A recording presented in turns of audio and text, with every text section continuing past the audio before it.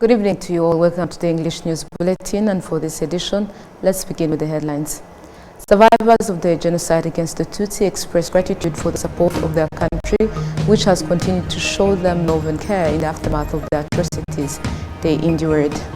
Between 2024 and 2027, the Ministry of Health aims to reduce new HIV infections by 15% through the implementation of the recency testing program. On the international scene, air since war broke out in Sudan, and analysts foresee no end to the conflict and say the longer it drags on, the more likely Sudan will become a breeding ground for the terrorist groups.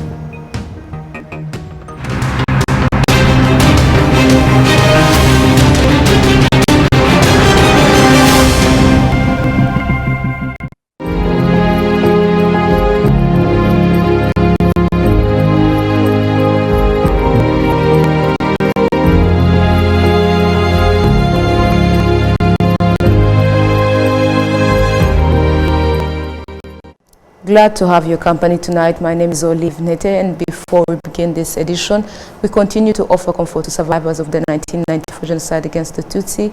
We wish them continued strength and hope. Now to the news in details. Speaking of the 30th commemoration, survivors of the genocide against the Tutsi express gratitude for the support of their country, which has continued to show them love and care in the aftermath of the atrocities they endured. This unwavering support motivates them to persevere through grief and to embrace life with resilience. Adam Squizera kicks us off. Seraphine Nyinabasirikare, a 74-year-old mother, resides in Shaka village, Wumbugu sector of Gasawa district. This mother recounts that she was living in Kimirongo, in the city of Kigali, when the genocide against us occurred. Tragically, she lost all of her family members and was left alone, bearing physical and emotional injuries as a result. My whole family was completely wiped out.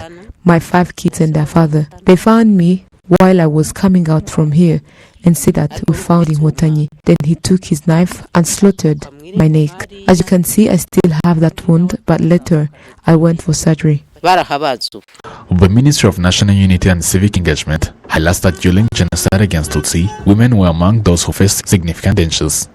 Apart from the loss of their family members, many women endured additional horrors, including sexual violence, such as rape, and some were even infected with HIV/AIDS. Nyinabasirikare, along with other women who survived the genocide against Tutsi, emphasizes that the support of the nation has been instrumental in fueling their determination to rebuild their lives. I was living at the sector, and that's where I used to spend my day long. That's when I was brought here in these houses. I lost my beloved ones, but now I have somewhere I settle, and that's why I really appreciate our President Paul Kagame, because he gave us these houses.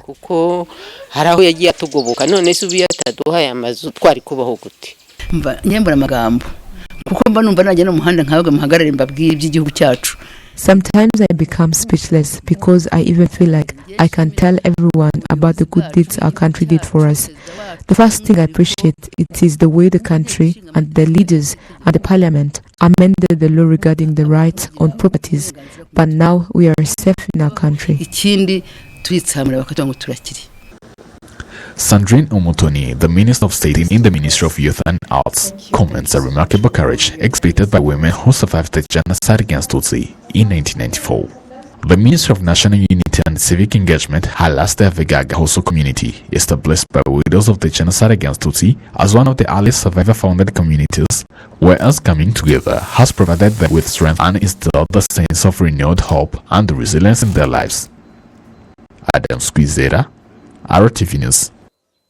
Thank you, Adams, for the details. Now, in Kibeho, survivors of the 1994 genocide against the Tutsi commend the RPF in Hotanyi for rescuing them and the reconstruction of both the country and hope for the future. April 14 stands as a day of remembrance honoring 30,000 Tutsi lives lost in Kibeho. Let's get more on this story. April 14 remains etched in the memories of genocide survivors in Kibeho, symbolizing the tragic end for thousands of Tutsi who sought refuge in this sacred place only to face unspeakable horrors. What is most painful is that among the perpetrators who came to kill us were young people, children as young as 10 or 12 years old. They would search for the survivors after the attacks. even checking the toilets to ensure that no one escaped. They took advantage of their youth to sneak around and find hidden individuals. I remember one child saw me and called out, "There is a cockroach here." Even though the hatred in this area that used to be in the prefecture of the Congo started from the beginning, it was fueled by municipal leaders and other opinion leaders, including leaders of education institutions and tea factories. All those people from the army killed Tutsi people in this place because they had guns and bullets. There were no other people who came from far to kill. Instead, priests called those army to come and kill people who were here. The genocide against the Tutsi unfolded in Kibeho, a place revered as holy for 12 years prior to the tragedy, and remains so today. Survivors expressed gratitude for the intervention of the RPF in Hotenyi, who rescued them and revitalized Kibeho's sacred reputation. Through their efforts, the RPF in Hotenyi not only rebuilt the community, but also instilled hope for a brighter future in the hearts of its residents. They did all things possible to bring back life here. They treated people, constructed houses from them. All the life we have now, it is thanks to them. Kibeho is now a developed area. We have schools, asphalt roads, people come here to pray. Life has been restored and you can see it for yourself. People are healthy, there is no hunger. We thank the government of Rwanda. During the 30th commemoration of the 1994 genocide against the Tutsi at Kibeho, in remembrance of people who were killed in this place, the Minister in charge of Emergency Management, retired Major General Albert Murasira, assured the survivors that nothing like what happened in Kibeho will happen again because Rwandans have built the foundation of unity. Leta y'u Rwanda yashize imbaraga. The government of Rwanda has been putting efforts in building the country, and it shall continue to promote unity, preserve the history of the genocide against Tutsi, promoting justice and good governance, and also to promote well-being of all citizens. On April 14, 1994, Tutsi seeking refuge in the Kibeho church endured relentless attacks, resulting in the tragic deaths of over 30,000 individuals from grenades, explosions, and fire that engulfed the church roof in flames. Those who died that day are buried in Kibeho's memorial and in one part of this church.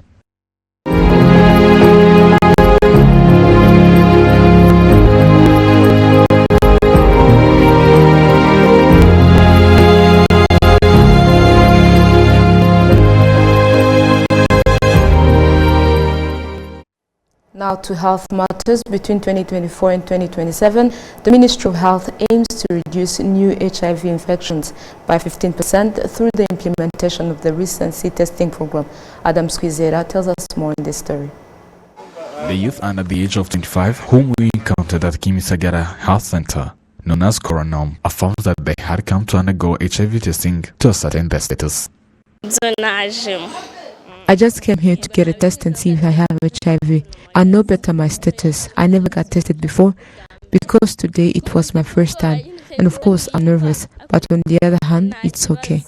The University of Columbia in the United States of America, in partnership with the ICAP Health Center and the Rwanda Biomedical Center RBC, conducted a survey across 60 health centers spanning 4 provinces and the city of Kigali. Out of 1,238 individuals infected with HIV, 98, accounting for 7.9%, were women and men under the age of 35 who had contracted new HIV infections. Out of 1,238 individuals who provided a list of their sexual partners, 789 were tested, revealing that 103, or 15.5%, were infected with HIV. Among them, 9 individuals, accounting for 1.1%, had contracted new HIV infections. Neomitesh Ellis, who is in charge of testing at the Coronam Health Center, elaborates on this process. When they are infected, we urge them to bring their partners, hence to acquire more information according to the consultancy and advices given they come. Between 2024 and 2027, the country has set a target of reducing new HIV infections by 15%. That's why the Minister of Health, Dr. Sabine Sanzimana, explained that the equipment for testing will be installed in all health centers. By now, we brought the way people can test themselves, which is known as a self-test. That kit is being supplied in all pharmacies, and we also want to raise awareness that it is available. But when you use this self-test, you are also obliged to also consult medical services to confirm the result you found. On the International Health Day, which happened on 7th April this year, Dr. Tedros Adhanom Ghebreyesus, the Director General of the World Health Organization, WHO, emphasized that everyone has the right to quality and affordable health care. On World Health Day, know your rights. You have the right to quality health services, education, and information. Everyone should have access to the essential health services they need, when and where they need them, without facing financial hardship. Hold your leaders accountable. Mobilize your community. Get involved in health decision making and monitor progress. Because the right to health belongs to you. Rwanda is one of the 5 countries globally recognized by the World Health Organization, WHO, last year for achieving the target of 95% of infected individuals knowing their status, 95% of those who diagnosed receiving treatments, and 95% of people with HIV reducing spread of new infections. Adam Squizera, RwandaTV News.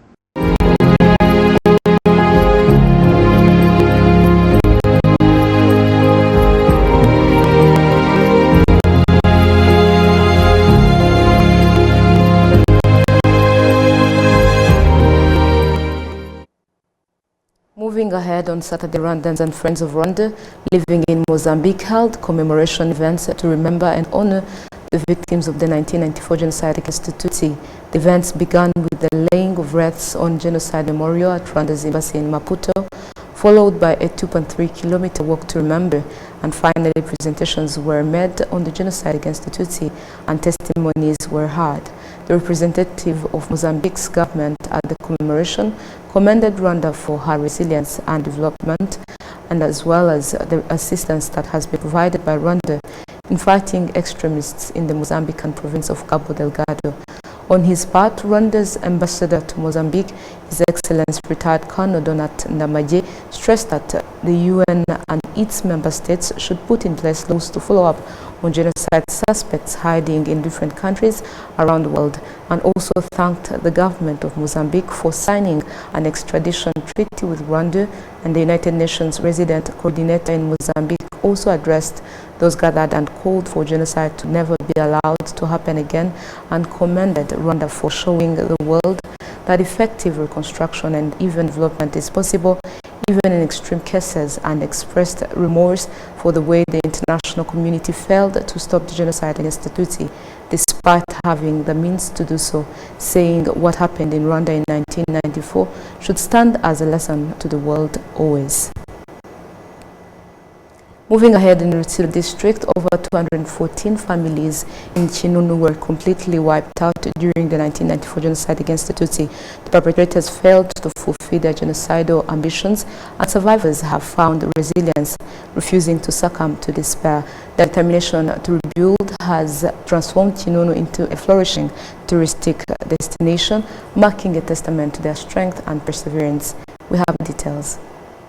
In Chinunu Nawaniza sector, where history and survivor testimonies of the genocide against the Tutsi reveal that its seeds were sown long before the public atrocities of 1994. In 1963, that is when they started killing Tutsi. People from the army would come and select some people and go kill them because we never saw them coming back. In 1959, Tutsi were killed and their homes burnt in the area. In 1994, near Lake Kivu, the violent and brutal extermination of Tutsi occurred, leading to the complete wiping of many families with no survivors. For example, the family of a man called Isdor Hitimana. They used to live nearby here. Where we call Rusororo, all of his family was wiped out. My brother-in-law called Theodore and his family was completely wiped out as well. They had 8 children. Following the stop of the genocide, Kinunu Naboneza became home to both survivors and former perpetrators. Despite scars of past violence, a journey towards unity has begun with concerted efforts directed towards development and reconciliation.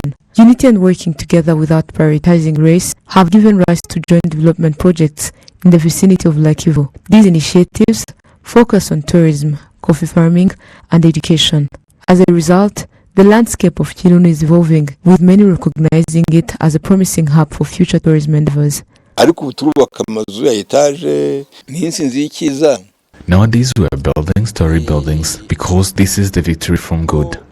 I usually tell young people that in 20 years to come, Kinunu will be among the best cities alongside Rwanda and Karongi.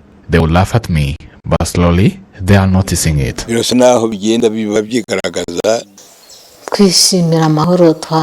happy of the fact that we now have peace and safety gained through our government. We are happy, we sleep comfortably and live in peace. In Kinunu, the figures show that 214 families were completely wiped out. Ibuka, an umbrella organization of the genocide survivors in the district, is diligently engaged in researching and documenting the history of these families, ensuring that their stories are preserved and honored. Moving ahead, survivors of the 1994 genocide against the Tutsi in the former Gitega and Tiafi sectors recount the extreme violence that characterized the genocide in these areas. This brutality was intensified by the close collaboration between the Interahamwe militias and FAR soldiers. Adam Squizera with more. Marabanyi Fosti, residing in Gitega, illustrates the severity of the genocide perpetrated in the areas of Gitega and Tiafi. They played something like drama and said that Inyenzi have shot regional advisor. He was on 14th April, around 3 or 4 p.m. And then they took military tanks into roads facing Gachinjiro, and then people began to be nervous. And the killings started by them, because by that day, they killed over 1,000 people. Kalis Angelique points out her journey of resilience. I came and stood beside those dead bodies, and I tried to touch them just to notice if there is anyone who is alive. Apparently, we've grown up after these 30 years. We rebuilt ourselves. I think you remember how these houses of Kalisa were destructed heavily, but now God gave us houses. We are grateful.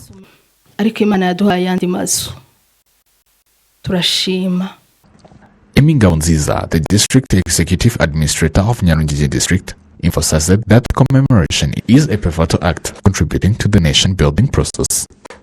Muri uyu murenge by'umwihariko ku nshuro ya 30 twibuka jenoside yakorewe abatutsi usobanuye byinshi.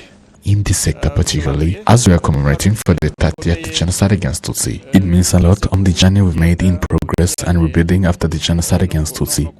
Commemorating at this time, we take it as an act that contributes to our nation's rebuilding process. Because it's where we get to know the truth. As in the process of rebuilding, it requires to know the truth and build on the true history. The atrocities perpetrated in the Gitega sector were led by Tagenda George, the former vice president of the Interahamwe militia, and Ngunduwimye Manuel, who is currently facing trial in Brussels for his involvement in genocide against Tutsi and complicity in rape. Thank you, Adams. The atrocities that were committed during the 1994 genocide against the Tutsi were so disturbing. There are many around the world who would rather forget that they happened and in the process not hold those responsible accountable. Such attitudes are applauded by those who seek to negate and even deny the genocide, and so there are those who have risen up to make sure that the genocide against the Tutsis never forget and that perpetrators are made to answer for their actions. First came to research, it was through university studies, and I realised from the UK point of view there was nothing in the university libraries. This was before the internet had really taken off. There was no information about this event. 1 million people had died, and there was no one in the UK who seemed to know anything about it. There were no resources. There was certainly no education. No one at school was taught about it. It had disappeared. And this was only a few years, 4 or 5 years after this event. And so I had to go to France to find out any information, and the much late lamented Sharon Couteau at Servie took me under her wing. And so many kind people, many I see here today in Rwanda, gave me their time as I started to write and to work on the subject. Perhaps as I've gone on, my direction has changed a little. And what the panel said this morning I thought was very interesting, about the silence. So much, we've heard this word silence a lot. And just, if you bear with me for 1 minute, I'll give you a story just from recently, some recent research I'm doing over in Germany into a Holocaust perpetrator, a man called Herbert Lang, a young man, he was only in his 30s. And he was also the commandant of Kulmhof death camp. This was the very first extermination camp in Poland that killed around 160,000.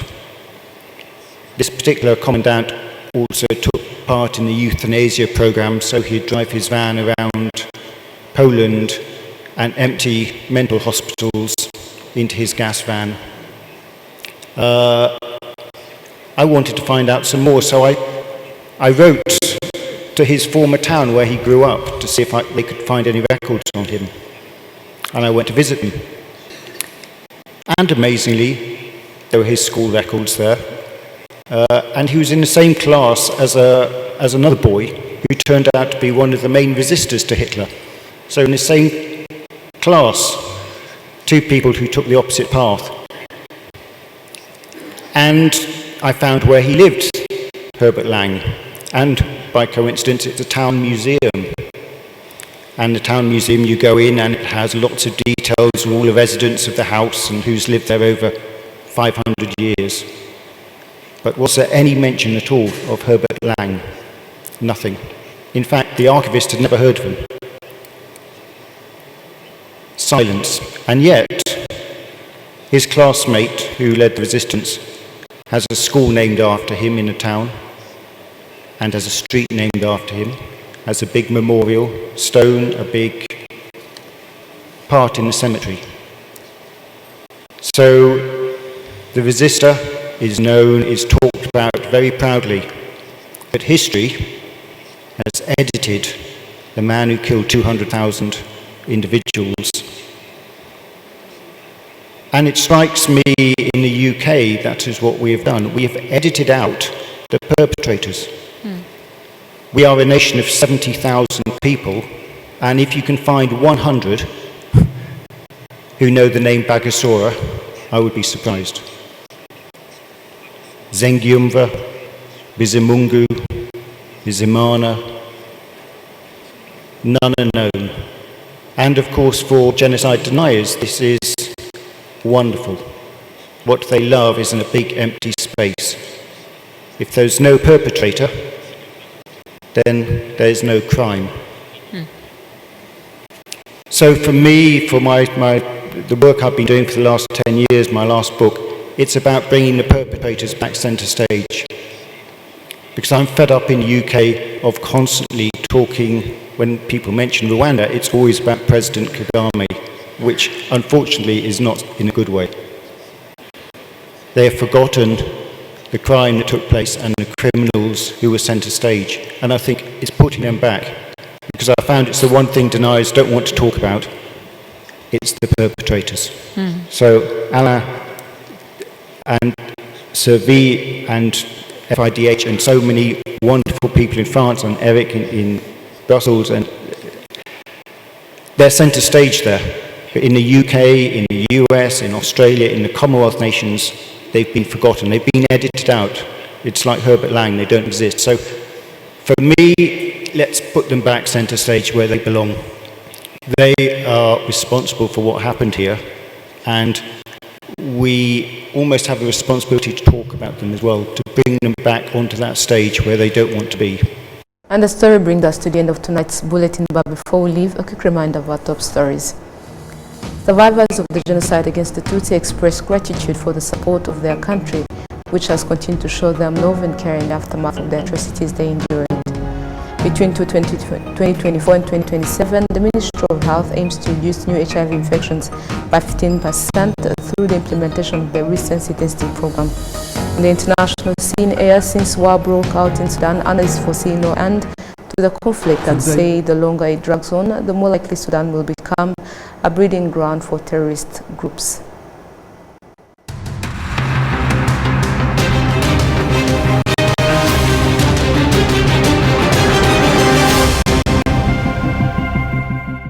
And on behalf of everyone who made this happen, thank you for being part of our news today. Have a fruitful week ahead. Take care and goodbye.